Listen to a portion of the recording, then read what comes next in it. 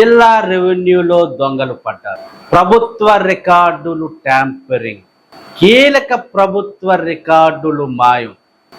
అనకాపల్లిని ఆసరాగా తీసుకుని మరిన్ని మండలాల్లో ఈ తంతు. కంచె చేను మేయడం అంటే ఇదేనేమో.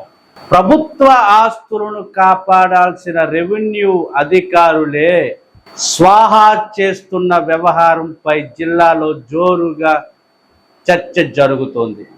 జిల్లాలో పలు తహసీల్దార్ కార్యాలయాల్లో కీలకమైన రికార్డులు మాయమవుతున్నట్లు తెలుస్తోంది.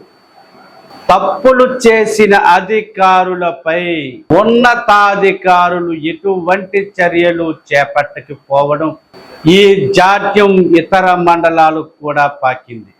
గత 10 ఏళ్ల నుండి ఈ తంతు యథేచ్ఛగా సాగుతోంది. దీనిపై జిల్లా యంత్రాంగం ఎటువంటి విచారణ చేపట్టకపోవడం దురదృష్టకరం.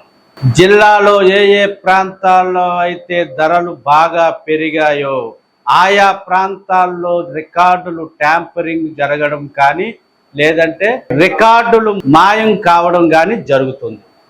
మరీ దారుణం ఏమిటంటే కోర్టులో కేసులు నడుస్తుండగా మాడుగులలో ఒక రెవెన్యూ అధికారి బరి తెగించి సుమారు 300 ఎకరాల ప్రభుత్వ భూమిని ప్రైవేటు వ్యక్తులకు దారాదత్తం చేస్తున్నప్పటికీ జిల్లా యంత్రాంగంలో ఎటువంటి చలనం లేదు.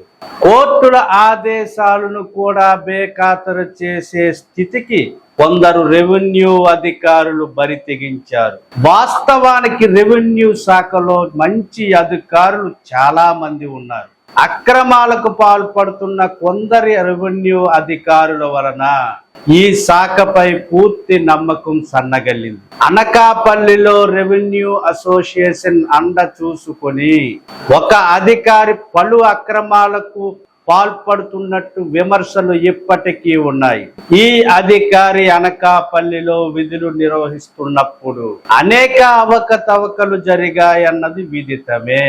ఇప్పుడు పక్క మండలంలో విధులు నిర్వహిస్తూ అనకాపల్లిలో కూడా అనధికారికంగా విధులు నిర్వహించడం విశేషం. ఈయన చేసిన అవకతవకలపై అనేక ఫిర్యాదులు వెల్లువెత్తినప్పటికీ బదిలీ చేశారే తప్ప ఎటువంటి చర్యలు తీసుకోలేదు. అనకాపల్లి మండలంలో చాలా గ్రామాల్లో ఈయన చేతి వాటం ప్రదర్శించారు. కోట్ల రూపాయలు విలువ చేసే ప్రభుత్వ ఆస్తులను ప్రైవేటు వ్యక్తులకు కట్టబెట్టినట్లు పలు ఆరోపణలు ఉన్నాయి.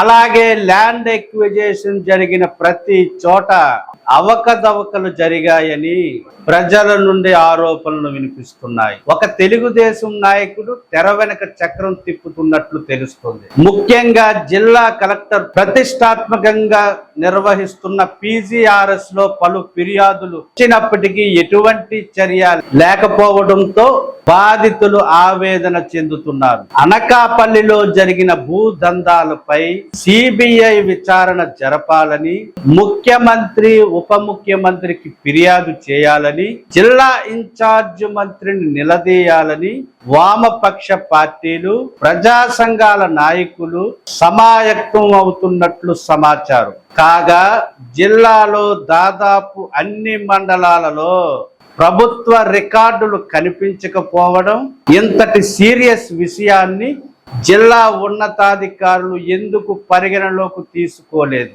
ప్రభుత్వ కార్యాలయాల్లో రికార్డులు లేకపోవడం వలన అనేకమైనటువంటి అక్రమాలు జరగడమే కాకుండా ప్రజలు అనేక ఇబ్బందులు పడుతున్నారు. జిల్లా కలెక్టర్ దీనిపై సమగ్ర విచారణ జరిపి రికార్డులు మాయం చేసిన వారిపైన, ట్యాంపరింగ్ కు పాల్పడిన వారిపైన శాఖాపరమైనటువంటి చర్యలు తీసుకోవడమే కాకుండా జరిగిన నష్టాన్ని ఆయా అధికారుల నుండి భర్తీ చేయాలని ప్రజలు ముక్త ఖండంతో డిమాండ్ చేస్తున్నారు.